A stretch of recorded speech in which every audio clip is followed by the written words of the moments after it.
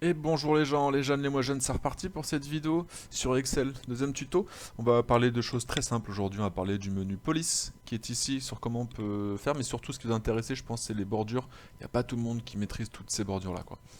Alors déjà, je pense que c'est assez simple. La police, hein, vous connaissez, c'est sous Word, c'est pareil.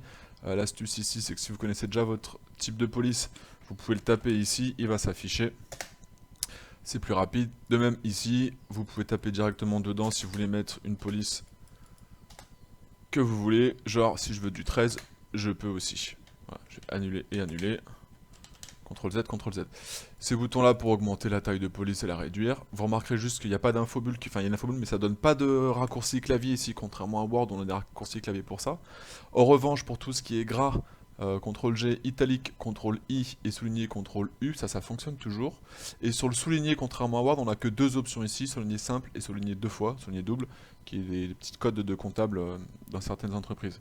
C'est surtout, ça vient de nos anciens qui à l'époque faisaient au papier, qui soulignaient une fois ou deux fois suivant les vérifications.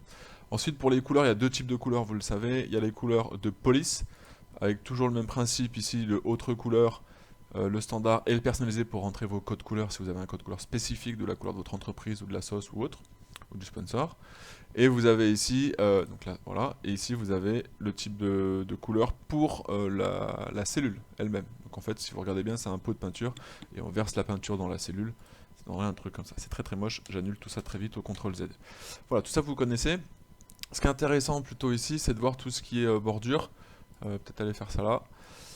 Donc il y a plusieurs manières de faire des bordures. Il y a au moins trois manières. La première manière, elle est assez simple. C'est la manière qui est explicite ici. D'accord. Donc ça, il faut bien sélectionner.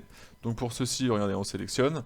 Et ensuite, par rapport à la sélection, ça fait ce qu'il y a écrit ici. Donc le classique, c'est de faire toutes les bordures. Hop là. Et souvent, on complète toutes les bordures par un bordure externe épaisse. Et ça nous donne ça assez rapidement. Voilà, ça c'est une manière très simple de faire des bordures. Et quand on veut enlever les bordures avec cette technique-là, on sélectionne et on fait aucune bordure. Voilà, ça c'est le premier outil. Deuxième outil, j'ai beau sélectionner, hop, je vais utiliser en fait ces crayons qui sont là, donc ça sert à rien de sélectionner, donc je les fais quand même, mais vous allez voir que ça sert à rien. Le premier, en fait, c'est quasiment le même, il y en a un qui fait les grilles, l'autre non. Le premier, en fait, une nouvelle crayon dans la main, et là, en fait, je peux aller faire comme ça, bordure par bordure exactement comme je veux. Je peux aussi tracer une ligne droite, ce qui me permet de faire ça. Et si par hasard je décide de faire en diagonale, hop, ça me fait le cadre en fait, ça me fait le contour. Voilà, pour annuler ce crayon-là, soit je reclique dessus, soit je fais échappe, et ça me permet de revenir à la normale sur ma sélection de base.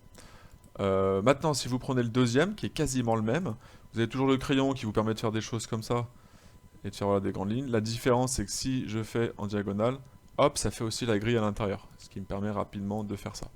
Bon, ça peut être pratique hein, quand même quand on veut faire des choses plus précises rapidement, pourquoi pas.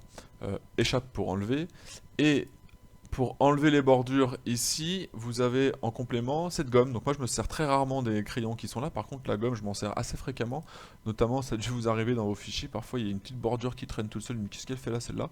Donc on peut cliquer comme ceci avec le coin de la gomme pour enlever, on peut aussi laisser appuyer pour dire j'enlève tout ça par exemple. Et si vous le faites sur du texte, vous allez voir que ça n'enlève que les bordures et rien d'autre que les bordures. Voilà, donc ça c'était la deuxième méthode. Et on voit que juste en dessous, il y a couleur du trait et style de trait. Parce que vous avez remarqué que jusqu'à maintenant, tout ce que j'ai fait, c'est en noir. Et en style de trait plutôt fin, sauf quand c'est précisé ici.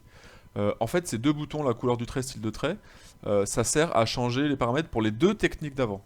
Et en fait, le piège, c'est quand je change ici, genre si je mets rouge par exemple, et ben ça met un crayon dans les mains. Donc on se dit, ah bah en fait, la couleur, c'est juste pour changer le crayon. Et en fait, faux, parce que maintenant que j'ai mis du rouge, même si je fais une sélection, et que là je dis que je veux genre toutes les bordures, hop, ça le met en rouge aussi. D'accord. Donc même si vous mettez le crayon dans les mains quand vous changez ça, vous suffit de faire échappe et vous pouvez utiliser ça avec les nouveaux paramètres que vous avez choisis ici. Je vais remettre du noir. Et échappe pour enlever le crayon ou enlever la gomme. Voilà. On peut aussi faire comme ça hein, quand on veut tout enlever, aucune bordure. Voilà, donc ça c'est les deux techniques, on va dire, de base qui sont affichées ici, en sélection ou sans sélection de façon un peu plus chirurgicale avec le crayon, et ces deux paramètres-là, couleur de trait et style de trait. Ok, la technique ultime, qui n'est pas forcément la plus rapide, mais qui permet d'être la plus précise, c'est le bouton Autre bordure. Et quand on fait Autre bordure, donc on se retrouve encore une fois dans Format de cellule, hein, vous vous rappelez, ça marche aussi au clic droit, Format de cellule, et suivant l'onglet sur lequel vous arrivez, peu importe, vous allez sur Bordure. Et ici, alors souvent les gens se trompent ici, C'est-à-dire qu'ils sont contents, ils disent ok, je vais faire un truc un peu plus épais, je vais faire un truc genre vert, et quand ils font ok, bah il s'est rien passé. Normal, en fait là vous avez juste choisi l'outil, mais vous l'avez pas appliqué.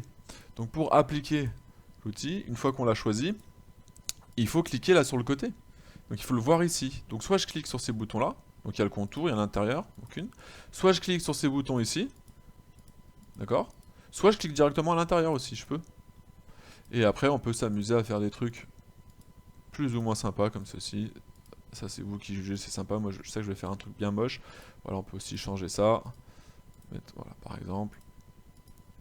Mais bien moche, hein. Comme ça, il n'y a pas de discussion, c'est moche.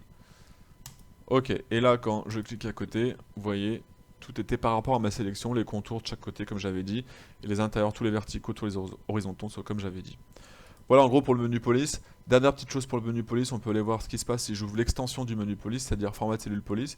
En fait il n'y a quasiment rien de nouveau ici, la seule chose qui est nouvelle ici c'est les barrés des exposants et indices. Voilà, donc on peut barrer des cases comme ceci. Si on fait une liste des tâches, une fois que c'est fait, on peut barrer par exemple.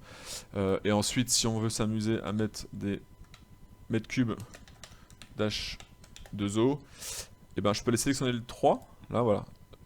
Tout est grisé parce que je suis à l'intérieur de la cellule. La seule chose qui est possible, en fait, c'est la police, parce que c'est la seule chose que je peux différencier à l'intérieur d'une police, à l'intérieur d'une cellule, pardon.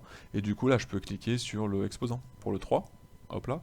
Et après, sélectionner le 2, par exemple, et le mettre en indice. Bon, le 2 en indice, c'est moins souvent, mais vous allez voir que les mètres cubes, c'est assez fréquent, notamment si vous travaillez dans les miniers, par exemple, qui font beaucoup de mètres cubes sur les terres qui transportent, etc. etc.